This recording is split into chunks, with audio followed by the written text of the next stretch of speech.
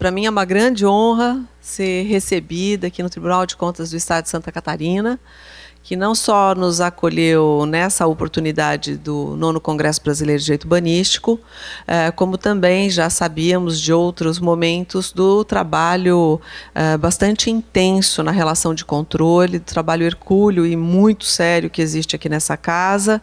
Então, para mim, é um motivo de muita honra que o nosso último dia aconteça aqui no Tribunal de Contas. E uma tarefa bastante hercúlea para mim, né, que depois de 3 falas absolutamente brilhantes, para tentar dar alguma identidade para minha fala, eu vou ficar sentada, não vai ter PowerPoint, não é? Na verdade, além da presidência do Instituto, que agora já estamos na fase de encerramento de gestão, mas a minha vida profissional ela vai para a academia já há mais de 25 anos e na advocacia em direito urbanístico já há mais de 20 anos, o que é algo também um pouco peculiar. Então, eu vou me atrever na minha fala não só fazer uma referência aí genérica a respeito do que eu entendo para a corrupção urbanística, tentando fazer alguma contribuição, mas também vou citar na prática, né, determinados momentos que em oportunidades foram citadas pela doutora Vanesca, não é? Também nas outras falas, como acontece a corrupção urbanística na ponta da caneta.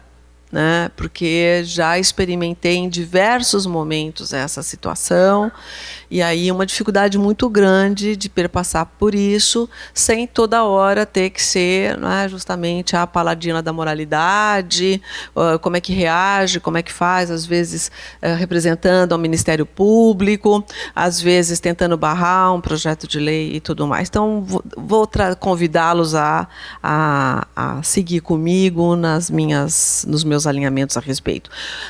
A reflexão a respeito da corrupção urbanística é algo que já vem para mim há vários anos e eu sempre tive muita dificuldade de emplacar esse tema. Fiquei profundamente feliz ao saber da sua tese de doutoramento, doutora Vanesca, porque eu já propus isso não na questão do IBDU, mas em vários congressos de colegas que me davam um tapinha nos ombros. Uma hora falamos disso. Não é? Assim, há quase uma década eu estou tentando trazer esse tema para uma discussão mais ampliada e que a gente coloque minhoquinhas na cabeça de muitas pessoas a esse respeito. Não é? Porque ela existe. Mas me parece que, assim como na questão urbanística, é sempre muito complexo fazer o outro entender qual é a matéria e o objeto urbanístico a ser trabalhado, porque ao mesmo tempo que temos a percepção de difícil conceituação, corrupção urbanística me parece que também é. Eu conseguiria colocar a questão da corrupção urbanística como um sentido amplo, na verdade. Nesse sentido amplo, tentando demonstrar que essas atuações distorcidas por inúmeros mecanismos que vocês 3 trouxeram de maneira absolutamente brilhante, não é? Ela não se dá só com resultados que podem ser sancionados administrativamente, não é? Ou num combate interno de controle, ou no combate externo de controle. Ela é criminosa também. Então, eu acho que a carga semântica de trazer a palavra corrupção urbanística é porque há absoluta necessidade de agregar a todos esses mecanismos trazidos uma carga criminosa a esse respeito. Né? Precisamos acrescentar nesse cenário. E se vamos consultar ali o Código Penal a esse respeito, tem, claro, o tipo penal da corrupção que é trazida no 317 e que pode ser abarcado para isso, mas há inúmeros outros tipos penais em que estas situações distorcidas também poderia ser possível, não é? A ser trazida. Então, desde o emprego irregular de verbas e renda pública, uma concussão, a inserção de dados falsos no sistema, modificação autorizada do sistema de informações, há inúmeros tipos penais em que nós podemos trasladar estas experiências trazidas ao Código Penal. E penso, então, por que não é deflagrado o tipo penal propriamente dito, porque já havia em todo esse cenário, desde o advento do Estatuto da Cidade, perguntas dos três poderes do Estado, né, e também de órgãos de controle, mas o que é esse atentado à ordem urbanística? Me parece que existe, mas eu não sei bem onde fica. Não é? E aí trabalhar exaustivamente o atentado à ordem urbanística. É um grande guarda-chuva o atentado à ordem urbanística que pode ser trazido de maneira pontual, porque nós temos a deflagração de ações de improbidade por atentado à ordem urbanística, por exemplo, não fazer revisão de plano diretor. Para dar um exemplo muito sucinto com relação a isso, não é? Mas não precisamos inventar a roda, já temos aí um repertório jurídico bastante significativo que pode penalizar, né, e fazer ajustes de controle com a atuação das autoridades que tem ali na questão urbanística. E com relação a isso, então, assim, pensando que a terminologia, para fazer essa reflexão, ela pode ser vista de forma ampliativa, aí pedindo uma licença à terminologia penal, mas para dizer que ela deve sim ser criminalizada, porque já está, e não há por que não fazer essa identificação do tipo penal. E aí, mais que isto, né, eu gostaria, então, de trazer um pouco dessas experiências para fazer essa pontuação. Então, por exemplo, o exemplo da questão dentro do poder legislativo, né? Eu vou falar do legislativo, depois eu vou falar um pouco do executivo e vou falar, assim, também do judiciário. Então, na questão do legislativo, situações que já vivenciei de alguma maneira ao longo desses últimos 20 e tantos anos. Não é? Então, é aprovada a legislação urbanística, a princípio de maneira adequada, em algum momento nos meses ou semanas que se sucedem, é feito uma iniciativa de projeto de lei pontual, com 3 ou 4 artigos, esta lei modifica o artigo tal, onde se lê-se. São 2, 3 artigos. E aí a legislação urbanística, ela é, na verdade, um grande código. É para iniciados. É para iniciados. Então está escrito lá, onde se lê-se, vira à esquerda e contorna do quarteirão na rua tal, vira-se à direita e etc. Lê-se, onde vira-se no quarteirão, segue-se 3 quarteirões, que eu já vi caso assim, e vira na rua tal. O que significa isso? Você mudou um zoneamento, que era de área de restrição absoluta, porque estava margeando uma área de proteção ou uma área tombada, e você trouxe para um uso misto, com uma outra cota. Só que, alguém estava naquele quarteirão beneficiado. E no volume de produções legislativas, não se consegue entender que aquela aprovação que foi feita a toque de caixa com 3 artigos tem um impacto tão grande como construir um prédio de sei quantas dimensões em frente a uma área parque, fazendo um adensamento que desestrutura o bairro. Isso foi corrupção. E como é que você barra? Dizendo que você vai precisar todo o processo de gestão democrática para fazer uma alteração pontual, e assim ainda mais em cidades maiores, onde essas alterações vão se dando. E é de dificílimo controle, por exemplo, a acontecer. Não é? Qual vai ser o mecanismo de controle? Então, nesse sentido de atuação, conseguimos barrar isto, dizendo, por exemplo, né, que naquele momento em que a iniciativa foi do legislativo, que como é matéria urbanística, teria que ter começado pelo executivo, então, portanto, aquela produção ela era nula por vício de iniciativa. Foi uma saída que encontramos no sistema para tentar barrar, por exemplo, uma situação dessa de alteração. Na questão dos planos diretores de lei de desocupação do solo, não é? Vi coisas estarrecedoras nos quadros, nos mapas, nos anexos, não foi na legislação. A legislação ela é linda. Olha, dá gosto de ler um plano diretor, gente. Quem não leu, eu convido a ler, porque a cidade é linda lá no plano diretor. Tem tantos princípios maravilhosos, todos seremos felizes. Todos seremos felizes com o plano diretor. Mas aí não é essa a questão. Vamos lá aos quadros, aos anexos, aos mapas que estão. Também é coisa para iniciado. Quando você vai desdobrar os mapas, então está lá. Que o bairro ou a região será feita com as conformidades. hora que você vai ler, seguindo o anexo 2, o anexo 3, o mapa quadro 4 do anexo 3, aí é um mapa que coloca lá numa planilha de Excel com 1000 quadradinhos que você tem que fazer um cruzamento. NRCZ2 cruzando com ZR34. Aí você vai, chega e tem um número, 2. Quem entendeu? Entendeu que se for 3, você pode construir prédio misto.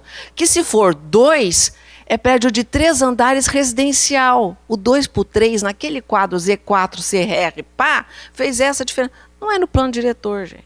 É ali. É ali. E já tive que vivenciar esse tipo de situação, controlando a lupa se tinha sim ou não na linha 3 do mapa 4, no escambau do 5. Ali, sim, não. Nossa, puseram não. Ixi, meu Deus do céu. E aí como é que você vai convencer o judiciário, um órgão de controle, que a palavra 3 ou 2 faz uma enorme diferença? Porque é difícil, porque é complexo. Só que tem nas diretrizes do Estatuto da Cidade simplificação da legislação urbanística. É uma diretriz de toda e qualquer norma urbanística. Então, se eu for trazer alguma reflexão, e aí seriam para os técnicos, como é que nós podemos trazer, não é simplismo, como é que nós podemos fazer da nossa legislação urbanística algo de acesso cidadão? O primeiro controle é esse, de combate à corrupção e às distorções. Então, imagino eu, Daniela, que tenho conhecimentos esparsos de tecnologia, suficiente para ligar um celular, fazer um Word, mandar um e-mail, não é? Mas, de qualquer maneira, me parece que há, sim, né? E há quase um sarcasmo nesse tom, né? Que se coloque a legislação no computador. A pessoa mora na rua João de Barros, número 20, ela entra no computador, saber das suas posturas municipais. Ela joga João de Barros, número 20, dá um Enter e sai a fórmula. É difícil, será, gente? Se temos o CAR nacional, não podemos isso? E aquilo lá já é uma diretriz mínima para aquela pessoa, porque esse sistema de distorção, ela traz possibilidades para o corruptor e ela traz impossibilidades para o cidadão regular que quer andar na linha. Porque a faca é de 2 gumes. Ela abre a porteira para quem quer a distorção e ela fecha a porta para quem só quer fazer a reforma, para quem quer usar adequadamente também o seu cenário. Então, a legislação, ela tem sido trabalhada, não é? Cada vez mais, para vocês terem ideia, tem ministérios públicos, eu não vou só por uma questão, óbvio, de responsabilidade jurídica, não vou poder ficar citando nomes e situações, mas, sim, já tive, pelo volume de lugares que vou pelo Brasil falar sobre esses temas, procurada pelo Ministério Público, né, por grupos de combate a crime organizado no Ministério Público, para eu ajudá-los a fazer o combate ao crime organizado dentro do processo de revisão e elaboração de planos diretores. Crime organizado.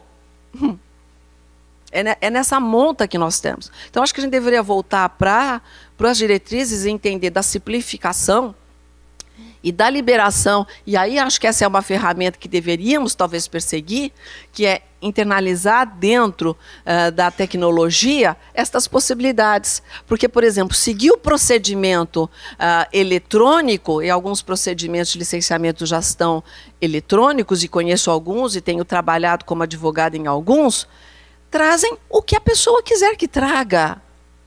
E já tive experiências onde eu tive que perseguir processos de licenciamento. Eu, ali, veja, tenho alguma experiência na situação, então não estou falando de uma pessoa desavisada, não é?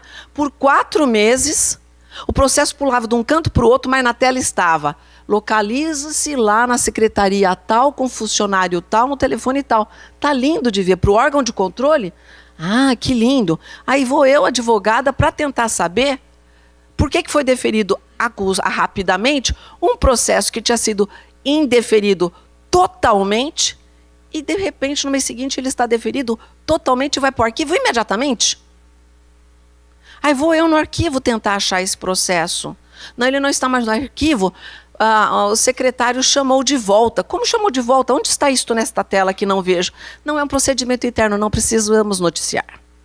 E aí eu vou tentar e não consigo. Tive que acessar a lei de transparência da carteirada como advogada e falar que eu ia sair de lá para o Ministério Público para ter acesso com 2 fiscais do meu lado me olhando e eu vendo o processo e tirando foto com o celular. Olha, doutora, não pode manusear nem rasurar o processo. Ai, muito obrigada, eu sou uma pessoa comportada, não vou comer nenhuma página, fique tranquilo. Para vocês verem que é isto na lida que acontece. Vou trasladar um pouco, já que já estamos encaminhando, não é? Para as questões com relação ao Poder Executivo, que aí percebo, não é?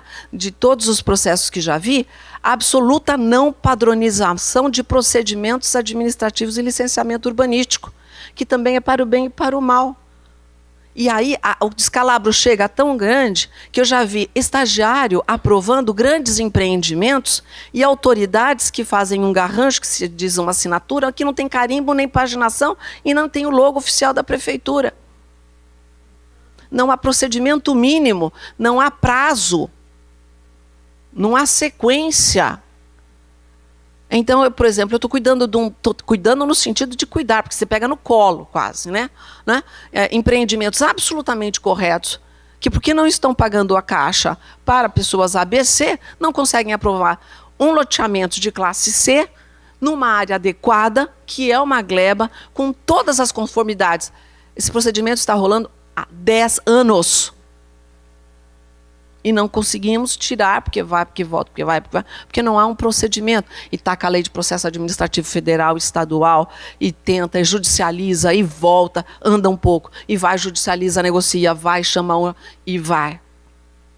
Entendeu? Então, o procedimento do licenciamento urbanístico, acho que é uma batalha importantíssima de prazos, de sequências, de alinhamento, que deveria se buscar também, já que todos aí estão trabalhando com os municípios, né? Também aqui a doutora Cibele presente, tantos colegas aqui presentes, a batalhar, talvez, um procedimento de licenciamento urbanístico, onde possa trazer, que nesse caso parece uma formalização, mas na verdade é um mecanismo de controle importantíssimo. Então, para fazer o encaminhamento de finalização, o que eu acho que seria importante, né, já que diante de tantos e inúmeros exemplos que cada um de nós demos aqui, né, nessa fala, não é que tivéssemos a atenção que na parte criminal inúmeros tipos penais se adequam às práticas que estão acontecendo, esse é um elemento. Segundo, a simplificação da legislação urbanística, e isto significa visualização também por vias eletrônicas, gratuitamente, qualquer pessoa é livre acesso, coloco o meu endereço, dou o enter e sei qual é o meu cumprimento da função social da propriedade. Até para o vizinho saber se o prédio que está do lado pode ser construído. Isso é mecanismo de controle social e direito ao acesso à informação. Por que não? Não é? E isto eu acho que facilitaria tremendamente o trabalho de todos nós e, por que não, perseguir aquele lindo plano diretor que já temos aprovado e que estamos ansiosos para que ele venha a ser cumprido. Muito obrigada.